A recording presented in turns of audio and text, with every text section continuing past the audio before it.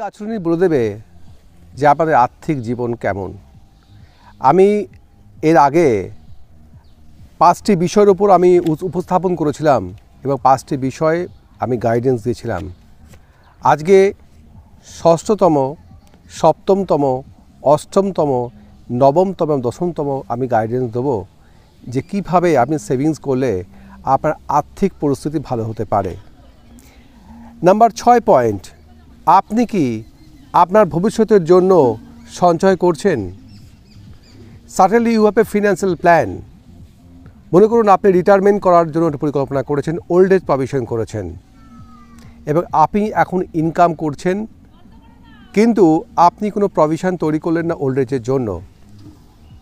দেখা গেল যে যখন আপনার বয়স হবে তখন সে পরিমাণ পরিশ্রম করতে পারছেন না, কিন্তু আপনি এখন থেকে যদি আপনি সেভিংস হ্যাবিট তৈরি করুন, বর্তমানে যে ইনকাম করছেন তার থেকে যে খরচ করছেন এবং বর্তমানে যে ইনকাম করছেন তার থেকে যদি সেভ করতে পারেন, তাহলে আমি বলতে পারি আগামী দিনের জন্য আপনি গ্যারান্টেডভাবে আপনার খরচও করতে পারবেন। সুতরাং save today for maintain your better financial life according your capacity.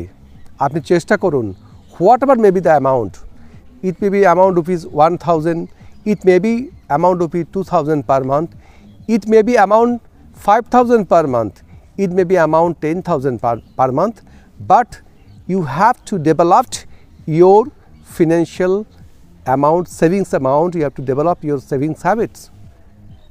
It will be brings the better futures of your lives. And the next 7th number আমার সাজেশন, আপনি কি নিয়মিত বিনিয়োগ করেন? আমি আগেও বলেছি যে 50% রুলসের মধ্যে 20-30% যে সেভিংস ফর্মুলা আছে, 20% আপনি সেভিংস করবেন এবং 30% বিনিয়োগ করবেন।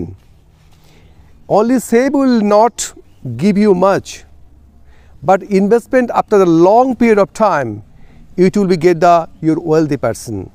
অবশ্যই আপনাকে দীর্ঘ সময়ের জন্য আপনাকে একটা ইনভেস্টমেন্ট করতে হবে, যেখান থেকে আপনি ভালো হ্যান্ডসাম রিটার্ন পাবেন, যেখান থেকে মিনিমাম 12 থেকে আপনি 15 বা 16% রিটার্ন পেতে পারেন। সেরকম জায়গায় আপনাকে লং টার্ম ইনভেস্টমেন্ট করতে হবে, তবে আপনার ফিনান্সিয়াল পজিশন অনেক বেশি বেটার হতে পারে। And then number 8 point is very important, আপনি কি আপনার আর্থিক পরিকল্পনা করেছেন এবং জীবন চালায় উইদাউট এনি ফিনান্সিয়াল প্ল্যানিং। আপনি 10 বছর পরে কত টাকা পেতে চান, আপনি 5 ইয়ার্স পরে কত টাকা পেতে চান এবং আপনার কি প্ল্যানিংটা কী আছে, কী লক্ষ্য আছে, কীভাবে ড্রিম অ্যাচিভমেন্ট করবেন এবং তার জন্য আপনি যে প্ল্যানিং করার পাশাপাশি আপনি কি বাজেটিং করেছেন। প্ল্যানিং যেমন করবেন, ইকুয়ালি বাজেটিং দরকার আছে যে আমার প্রতি মাসে এই পরিমাণ আমার এক্সপেন্সেস হচ্ছে, এই পরিমাণ আমার সেভিংস হচ্ছে, এই পরিমাণ আমার আউটসোর্সিং থেকে আমি ইনকাম করতে পারছি। এগুলি বাজেটিং ফরমেশনে থাকে, তাহলে আপনি আপনার গোলটাকে অ্যাচিভমেন্ট করার জন্য আপনি অনেকটা বেশি দায়িত্বশীল এবং নির্ভরযোগ্য ব্যক্তি হয়ে উঠতে পারছেন।